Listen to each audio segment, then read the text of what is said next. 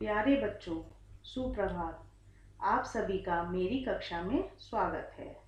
बच्चों, इस कक्षा में मैं आपको आपकी पाठ्य पुस्तक उत्कर्ष का पाठ 6 घुंघरू वाली रिंग कहानी पढ़ाऊंगी। यह कहानी एक ऐसी बच्ची की है जो देख नहीं सकती। वह बड़े उत्साह के साथ अपना जन्मदिन मनाती है।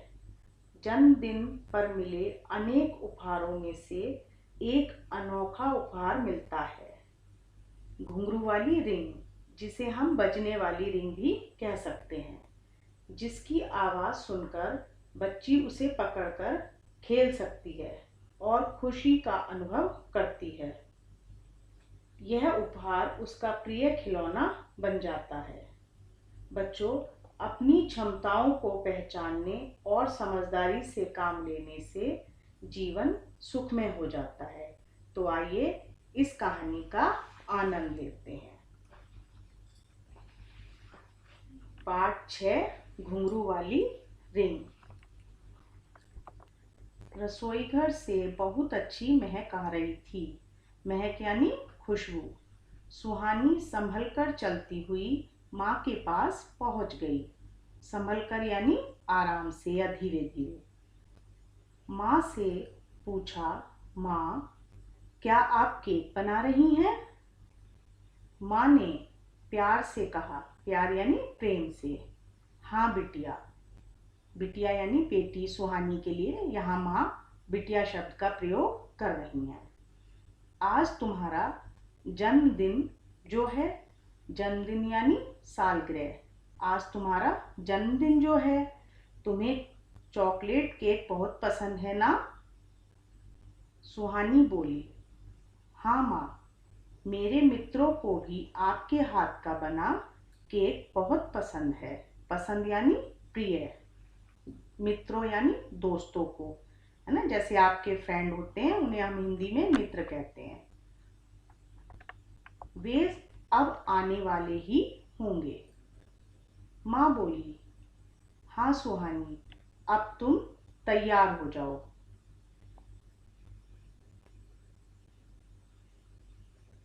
तैयार यानी रेडी होना। जैसे आप ड्रेसअप होते हैं, अपने बाल वगैरह बनाते हैं, तो वही आप तैयार हो जाओ।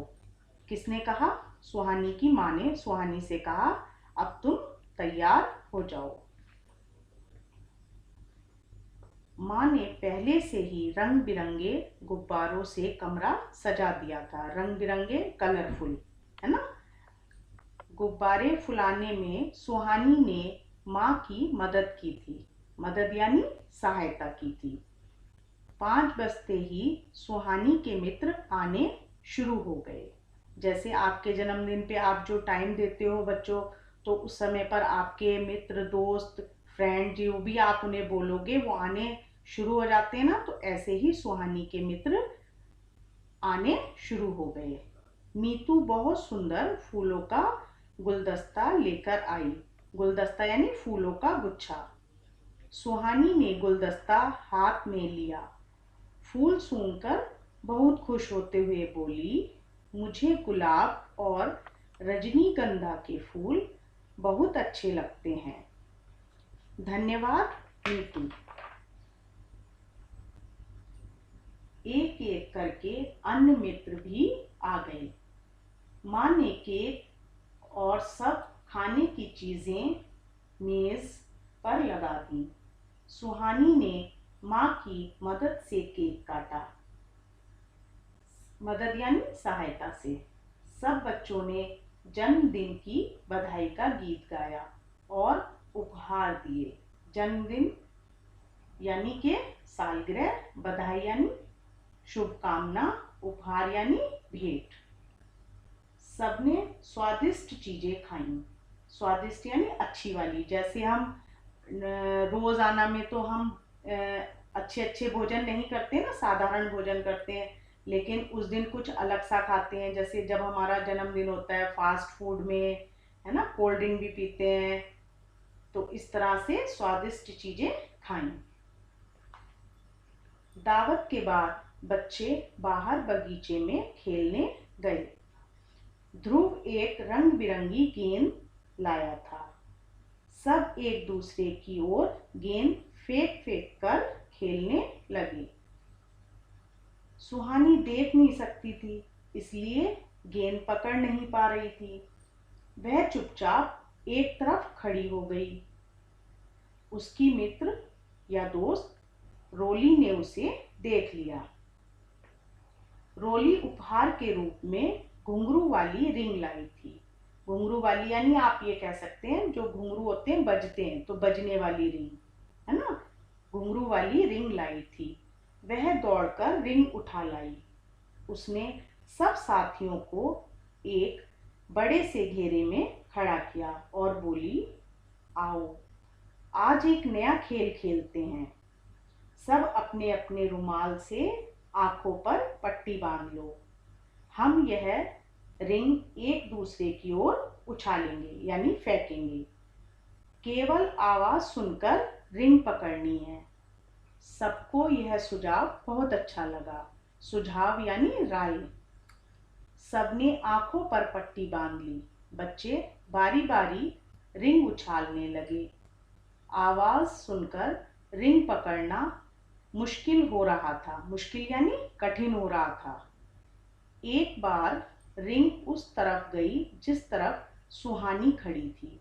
सुहानी ने आवाज सुनते ही लपककर रिंग पकड़ ली। वह खुशी से चिल्लाई, हाँ हाँ, यह रिंग मैं पकड़ सकती हूँ। छन छन करती रिंग जब भी सुहानी की ओर आती, वह आवाज की दिशा में दौड़कर रिंग पकड़ लेती। उसने एक बार भी रिंग गिरने नहीं दी। खेल समाप्त होने पर सबने सुहानी के लिए तालियां बजाईं। जब हमारा खेल खत्म हो जाता है तो जो फर्स्ट आता है तो उसके लिए तालियां बजाते हैं ना, तो ऐसे ही जब खेल समाप्त हो गया तो सबने सुहानी के लिए क्या बजाई बच्चों? तालियां। अगले दिन से सुहानी शाम होते ही मित्रों के साथ घुंघरू वाली रिंग से खेलने लगी। घुंघरू वाली रिंग उसका प्रिय खिलौना बन गई। प्रिय यानी उसका सबसे पसंदीदा खिलौना बन गई। बच्चों, मैंने इस कहानी को पढ़ा। कैसी लगी आपको कहानी? अच्छी लगी ना? तो आपको भी इस कहानी को ध्यान से पढ़ना है और इसके कठिन शब्दों को मैंने रेखांकित किया है। आपको भी इस पाठ में जो कठिन शब्द हैं उनको रेखांकित करना है और ध्यानपूर्वक उनका अभ्यास भी करना है। धन्यवाद।